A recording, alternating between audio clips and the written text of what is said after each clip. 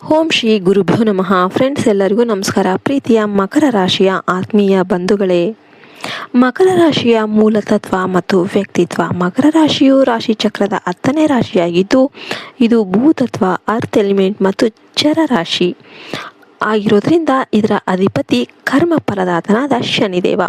ಇವರ ಸಂಕೇತ ಮೊಸಳೆ ಅಥವಾ ಬೆಟ್ಟದ ಹಾಡು. ಇನ್ನು ಇವರು ಛಲಗಾರರಾಗಿರ್ತಾರೆ. ಬೆಟ್ಟದ ಹಾಡು ಹೇಗೆ ಕಡಿದಾದ ಬೆಟ್ಟವನ್ನು ಹತ್ತಿ ಶಿಖರ ತಲುಪುತ್ತದನೋ ಹಾಗೆಯೇ ಇವರು ಜೀವನದಲ್ಲಿ ಎಷ್ಟೇ ಕಷ್ಟ ಬಂದರೂ ಕೂಡ ಗುರಿ ಮುಟ್ಟೋವರೆಗೂ ವಿಶ್ರಮ ಮಾಡೋದಿಲ್ಲ. ಇವರಲ್ಲಿ ಅದ್ಭುತವಾದ ತಾಳ್ಮೆ ಮತ್ತು ಛಲ ಇರುತ್ತೆ. ಶಿಸ್ತು ಮತ್ತು ಗಾಂಭೀರ್ಯ. ಇವರು ಹುಟ್ಟಿನಿಂದಲೇ ಸ್ವಲ್ಪ ಮ್ಯಾಚೂರ್ ಪರ್ಸನ್ಸ್ ಆಗಿರ್ತಾರೆ. ಇವರು ಸಣ್ಣ ವಯಸ್ಸಲ್ಲೇ ಜವಾಬ್ದಾರಿಗಳನ್ನು ಹೆಗಲಿಗೆ ಹಾಕಿಕೊಳ್ತಾರೆ. ಇವರು ಸಮಯ ಪಾಲನೆಗೆ ಮತ್ತು ಶಿಸ್ತಿಗೆ ಹೆಚ್ಚಿನ ಬೆಲೆಯನ್ನು ನೀಡ್ತಾರೆ.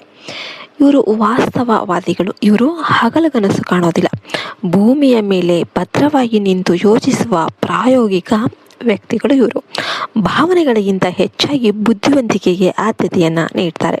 ಇವರ ವೃತ್ತಿ ಜೀವನ ಮತ್ತು ಆರ್ಥಿಕ ಸ್ಥಿತಿ ಹೇಳೋದಾದರೆ ಕೆರಿಯರ್ ಆ್ಯಂಡ್ ಫೈನಾನ್ಸ್ ಶನಿಯ ಪ್ರಭಾವ ಇರೋದ್ರಿಂದ ಇವರು ಶ್ರಮಜೀವಿಗಳು. ಇವರಿಗೆ ಯಾವುದೇ ಒಂದು ಸುಲಭವಾಗಿ ದಕ್ಕೋದಿಲ್ಲ, ಆದರೆ ದಕ್ಕಿದ್ದು ಶಾಶ್ವತವಾಗಿರುತ್ತೆ.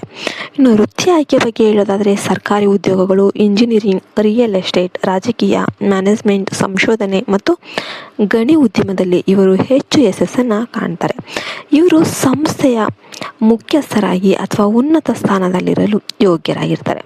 ಆರ್ಥಿಕತೆ ಬಗ್ಗೆ ಹೇಳೋದಾದರೆ ಇವರು ಹಣದ ವಿಷಯದಲ್ಲಿ ಅತ್ಯಂತ ಜಾಗರೂಕರು. ಭವಿಷ್ಯಕ್ಕಾಗಿ ಉಳಿತಾಯ ಮಾಡುವುದು ಇವರ ರಕ್ತದಲ್ಲೇ ಇರುತ್ತೆ. ಅನಗತ್ಯ ಖರ್ಚುಗಳನ್ನು ದ್ವೇಷ ಮಾಡ್ತಾರೆ. ಹಂತ ಹಂತವಾಗಿ ಶ್ರೀಮಂತರಾಗುವುದು ಇವರ ವಿಶೇಷತೆ. ಇವರಿಗೆ ಸವಾಲಂತೂ ಏನೇನು ಬರುತ್ತೆ, ಕೆಲಸದ ಅಮಲಿನಲ್ಲಿ ಇವರು ತಮ್ಮ ವೈಯಕ್ತಿಕ ಜೀವನ ಮತ್ತು ವಿಶ್ರಾಂತಿಯನ್ನು ಸಂಪೂರ್ಣವಾಗಿ ಮರೆತು ಬಿಡ್ತಾರೆ. ಮೂರನೇದಾಗಿ ಪ್ರೇಮ ಮತ್ತು ದಾಂಪತ್ಯ ಜೀವನ, ರಿಲೇಷನ್ಶಿಪ್ಸ್ ಏನಿದೆ. ಮಕರ ರಾಶಿಯವರು ಹೊರನೋಟಕ್ಕೆ ಕಠಿಣವಾಗಿ ಕೊಂಡರೂ ಒಳಗಿನಿಂದ ಅವರು ಅತ್ಯಂತ ಪ್ರೀತಿಯುಳ್ಳವರಾಗಿರ್ತಾರೆ. ಸಂಗಾತಿಯಾಗಿ ಇವರು ಪ್ರೀತಿಯನ್ನು ವ್ಯಕ್ತಪಡಿಸೋದಕ್ಕೆ, ಎಕ್ಸ್ಪ್ರೆಸ್ ಮಾಡೋಕ್ಕೆ ಸ್ವಲ್ಪ ಹಿಂಜರಿತಾರೆ. ಆದರೆ ಒಮ್ಮೆ ಯಾರನ್ನಾದರೂ ಪ್ರೀತಿ ಮಾಡಿದರೆ ಅಥವಾ ಮದುವೆಯಾದರೆ ಸಾವಿನವರೆಗೂ ಕೂಡ ಅವರ ಜೊತೆ ನಿಷ್ಠೆಯಿಂದ ಜೀವನವನ್ನು ಮಾಡ್ತಾರೆ. ಇವರು ನಂಬಿಕೆಗೆ ಅರ್ಹ ಆದಂಥ ಜೀವಿಗಳಾಗಿರ್ತಾರೆ ಅಲ್ವಾ.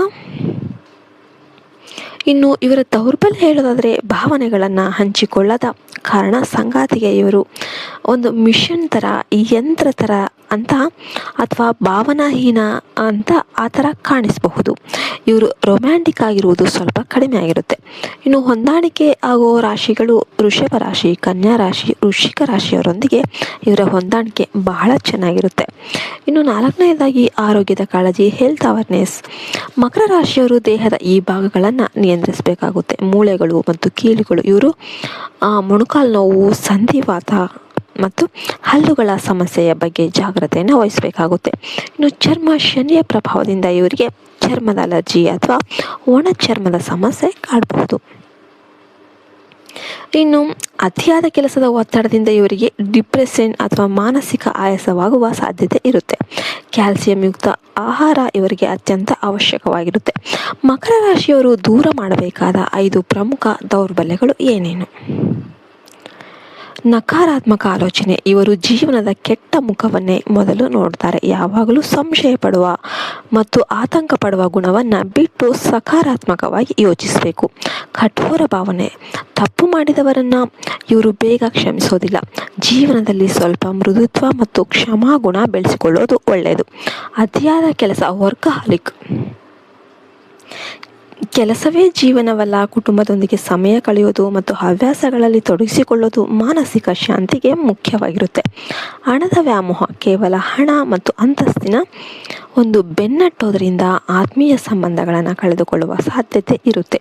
ಒಂಟಿತನ. ತಮ್ಮ ನೋವನ್ನು ಯಾರೊಂದಿಗೂ ಹಂಚಿಕೊಳ್ಳದೆ ಒಳಗೊಳಗೆ ಕೊರಗ್ತಾ ಇರ್ತಾರೆ.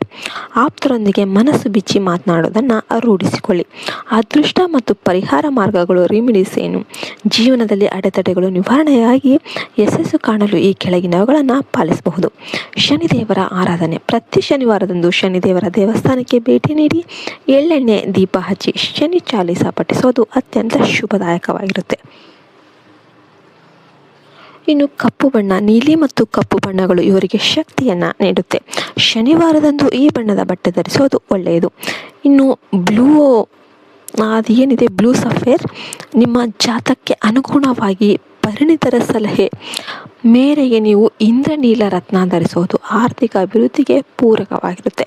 ಇನ್ನು ದಾನ ಮಾಡೋದಾದರೆ ಬಡವರಿಗೆ, ಅಂಗವಿಕಲರಿಗೆ ಮತ್ತು ಕೂಲಿ ಕಾರ್ಮಿಕರಿಗೆ ಸಹಾಯ ಮಾಡೋದು ಶನಿದೇವರಿಗೆ ಅತ್ಯಂತ ಪ್ರಿಯವಾದ ಕಾರ್ಯ.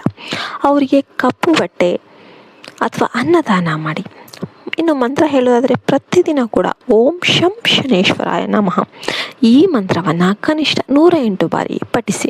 ಕೊನೆ ಮಾತು, ಮಕರ ರಾಶಿಯವರು ಧೀರರು. ನಿಮ್ಮ ತಾಳ್ಮೆ ಮತ್ತು ಶ್ರಮವೇ ನಿಮ್ಮನ್ನು ಶಿಖರದ ತುದಿಗೆ ಕೊಂಡೊಯ್ಯುತ್ತೆ.